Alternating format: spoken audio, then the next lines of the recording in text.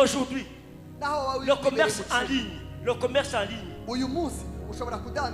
dans ta chambre à coucher, tu gagnes des millions de dollars. Étant dans ta chambre, parce que le monde s'est rapproché. Il n'y a pas de distance. La distance a été estompée par la technologie.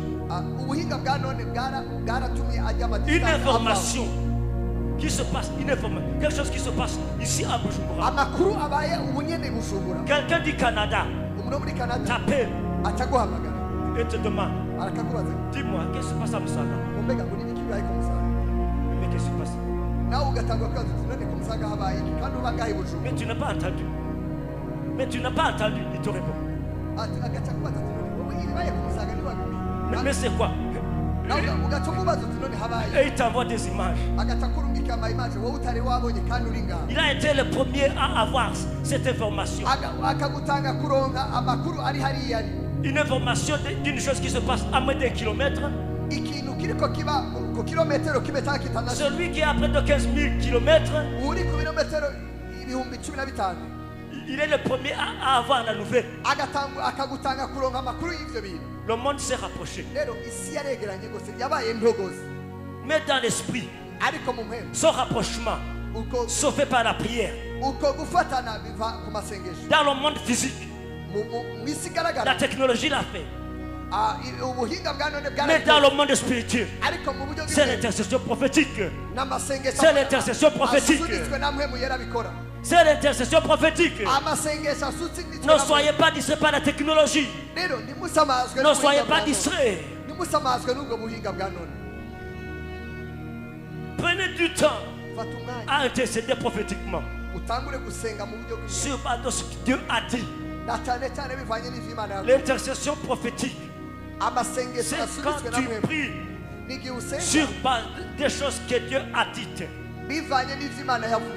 sur base de sa parole. C'est ça l'intercession prophétique. Daniel est tombé sur le pas de Jérémie qui fixait les années de captivité à 70 ans.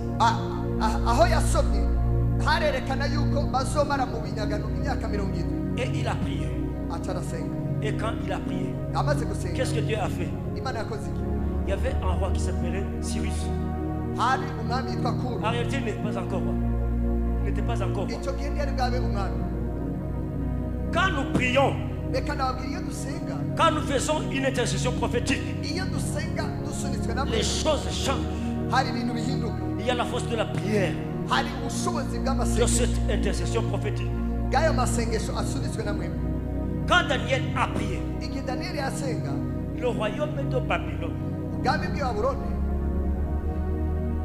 est arrivé à sa fin. Parce que ce roi Cyrus a été le premier roi perse. Parce que la Perse a conquis Babylone. Donc c'est devenu l'empire perse qui a remplacé Babylone.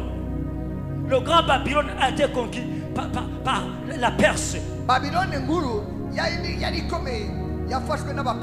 le premier roi de Perse, c'est Cyrus. Mais la Perse n'était pas comme la Babylonie. Les Perses étaient respectueux des religions des peuples conquis.